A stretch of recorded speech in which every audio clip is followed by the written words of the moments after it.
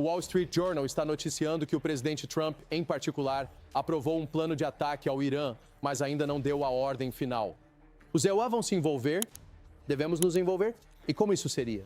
David Berk, tenente-coronel aposentado, instrutor Top Gun e oficial do Corpo de Fuzileiros Navais. Ah, David, ótimo te ver. Coronel, você tem alguma experiência nesse assunto? Embora nunca tenhamos lançado essa bomba de 30 mil libras, o que ela poderia fazer? Sim, esse seria o primeiro lançamento em combate, mas estamos muito familiarizados, fizemos muitos testes com essa bomba. É uma arma enorme, projetada para penetrar profundamente no subsolo, atingir alvos fortificados, bem protegidos como o que você está mencionando, e destruí-los. Então você diz que provavelmente, mesmo que tenhamos algumas opções, se você puder dar uma olhada nisso em tela cheia, vamos usar o B2 e nós vamos ter... Vai ser uma bomba de 30 mil libras por jato de combate? Cada B2 pode carregar 2. Não me surpreenderia se houvesse apenas um lançamento por aeronave, mas ela pode carregar 2. Acho que você estava me dizendo ontem que o primeiro penetra e o segundo entra no buraco, não é mesmo? Sim, esse é um cenário provável. Isso provavelmente será necessário ter várias bombas nessa situação, certo? Você conseguiu. Então, ok, vamos avançar. Ah, tudo bem, eu posso progredir. Eu não sabia disso. Você acha que vai bater em um ângulo, mas mesmo assim ele vai deslizar. Você disse que isso vai ser um pouco diferente. Não vai ser como na Segunda Guerra Mundial, abrir a escotilha e ela cair no chão. Descreva como ela vai penetrar. Sim, essa é uma arma inteligente. Ela tem uma antena de GPS no nariz. Ela possui um sistema de guiagem muito bom para chegar exatamente onde precisa. E essa é uma bomba enorme, Brian. São 30 mil libras. Agora, não muito explosivo, mas muita arma para penetrar no solo. E aquela primeira bomba atingirá o alvo, penetrará fundo no chão e então detonará. Coronel, então dê uma olhada nisso. Imagino que esta seja uma animação da bomba indo fundo. Este seria o primeiro nesse cenário. O segundo seria... Sim. Sabe exatamente como entrar no buraco que o primeiro deixa para trás? Sim, quero dizer, esse é um problema difícil. A maneira como você está descrevendo está exatamente correta. É um cenário muito difícil. Mas como você está descrevendo, a intenção é exatamente essa. Colocar a segunda bomba bem no buraco da primeira penetração, penetrar mais fundo no alvo e causar ainda mais dano com a segunda arma. Então, coronel, o que você disse é que ela penetra cerca de 60 metros. Então ela vai cerca de 60 metros, mas há cerca de 90 metros de concreto que ela precisa atravessar, sem contar os desafios da montanha. Então a primeira consegue atravessar. Como seria a segunda? A segunda é muito parecida em termos de trajetória de voo. E da forma como você está descrevendo, isso é o que chamamos de weaponeering. Esses são os profissionais pensando quão profundo é esse alvo, quão fundo a bomba precisa ir, quantas armas são necessárias, qual é o ângulo. Tudo que você descreve está exatamente certo. Esse é o problema que eles enfrentam. E essa segunda bomba, em um mundo ideal, passa exatamente pelo buraco inicial que a primeira bomba criou. Ela penetra ainda mais fundo no alvo para causar o dano necessário. Então, de onde está vindo? Eu entendo que eles não vão ser implantados no teatro de operações. Provavelmente vai vir dos Estados Unidos, não funcionaria para nós dizer exatamente de onde. Mas quando forem reabastecidos no ar, provavelmente já estão em voo. Provavelmente essa situação já está acontecendo agora. Quantos caças você acha, quantos B2 você acha que vamos precisar? Sim, eu não ficaria surpreso se tivéssemos vários B2. O incrível desse avião é que ele é uma máquina extraordinária. Acho que o voo mais longo de um B2 foi algo em torno de 44 horas. Então, nossa capacidade de decolar dos Estados Unidos, se quisermos, ou de uma base avançada, atingir o alvo e voltar, está absolutamente dentro das capacidades dessa aeronave. E eu esperaria ver várias aeronaves nessa missão. Para um cara que sabe fazer esses voos, qual é o desafio para o piloto? Veja, há muitos desafios. Obviamente, toda vez que você leva uma aeronave americana, uma tripulação americana, sistemas americanos, e voa para território inimigo, há risco.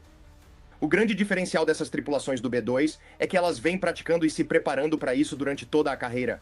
Eles são mais do que capazes de fazer isso. Isso é algo que eles prepararam e treinaram. Quando a missão começa, eles estão focados nisso. Certamente existem riscos associados à missão, mas são pessoas altamente treinadas, capacitadas, que estão mais do que prontas para isso. E só para constar, você me disse fora das câmeras que não é algo para o qual os israelenses são treinados rapidamente. Terá que ser um piloto americano. E só para constar, não detona simplesmente ao atingir a superfície. Nós é que decidimos quando detona. Coronel, muito obrigado. Eu agradeço mesmo. Direto para um advogado da Fox News. 85 pessoas feridas em ataque iraniano com mísseis balísticos. Isso em Tel Aviv e além. incluindo um impacto direto em um hospital no sul de Israel. Crianças pequenas estão entre os feridos no ataque. E mais cedo, nosso correspondente internacional, Greg Palcott, registrou imagens das defesas aéreas israelenses tentando deter o fogo inimigo. Eles não estão fazendo uma pausa. Estamos ouvindo as defesas antimísseis. Tem alguns bem ali. É um alerta para este país, para esta cidade, de que a guerra entre Irã e Israel ainda continua. E o primeiro-ministro de Israel, Benjamin Netanyahu, promete, abre aspas, cobrar o preço total dos tiranos em Teherã. Mike Tobin está ao vivo em Israel, no local de um desses ataques. Bom dia, Mike. Bom dia, Griff. Sim, este é o local onde um dos mísseis conseguiu passar pelas defesas aéreas e atingiu bem no meio de Ramat Gan. É um bairro aqui em Tel Aviv. E ao sair do caminho, posso dizer que é uma área modernizada, tanto residencial quanto comercial. E o que você está vendo agora é basicamente o centro do impacto. Fui informado pelo Magen David Adom, um paramédico, que um dos mísseis realmente atingiu diretamente um prédio aqui. E o que você está vendo é muito dos danos causados pelos estilhaços e pela força da explosão ao atravessar este bairro modernizado. É impressionante, você fala sobre 35 pessoas que ficaram feridas. Esses ferimentos são em sua maioria leves. Tivemos 6 feridos graves e é bastante dramático o fato de não haver mais vítimas, considerando esses mísseis enormes que estão caindo. E isso se deve em grande parte ao fato de que os israelenses estão respeitando os alertas e indo para os abrigos antiaéreos. Também houve um míssil que atingiu a região de Tel Aviv, em um bairro chamado Halom.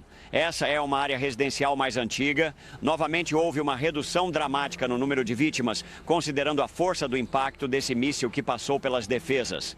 O primeiro-ministro Benjamin Netanyahu, como você mencionou, foi às redes sociais e disse que os tiranos do Irã, que Israel cobrará o preço total dos tiranos do Irã. O ministro da Defesa, Israel Katz, fez uma declaração dizendo que os ataques ou a campanha aérea no Irã só vão se intensificar.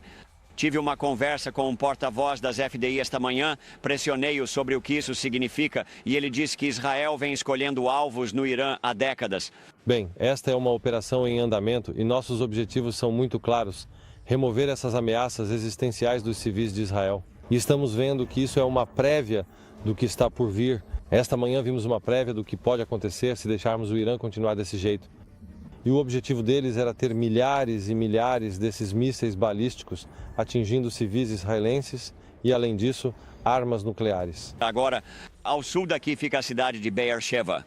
Em Beersheva está o Hospital Soroka. Esse hospital foi atingido diretamente por um míssil iraniano durante a noite. Alguns motivos explicam por que as vítimas foram minimizadas lá. O Hospital Soroka está dentro do alcance dos foguetes da faixa de Gaza. Isso significa que, há mais de uma década, eles vêm fortificando e reforçando esse hospital para suportar ataques de foguetes. Isso minimizou os danos e também, por acaso, na noite passada, foi tomada a decisão de reduzir o número de pacientes e funcionários no antigo prédio cirúrgico que foi atingido. Então, novamente, as vítimas são mínimas. Agora, caças israelenses estiveram ativos nos céus sobre o Irã durante a noite. Eles atingiram uma instalação de produção de armas, segundo as forças de defesa de Israel, na região de Natanz. Também um antigo reator inativo, um reator de água pesada na cidade de Arak. Não confundir com o país Iraque, ARAK. Grife, volto com você. Ei, Mike, só rapidinho. Essas não são consideradas bombas burras. Não são esses mísseis balísticos que apenas caem na vizinhança. Eles parecem ter alvos, o que faz a gente pensar o quê? Certo. E eles estavam mirando em um hospital. Bem, de acordo com as agências de notícias iranianas, o alvo era uma base de inteligência e militar israelense que ficava muito próxima ao hospital. Mas sim, quando você fala míssil, isso significa algo que você pode mirar. Um foguete geralmente é, você sabe, né, uma bomba caseira voadora. Entendi. Muito obrigada.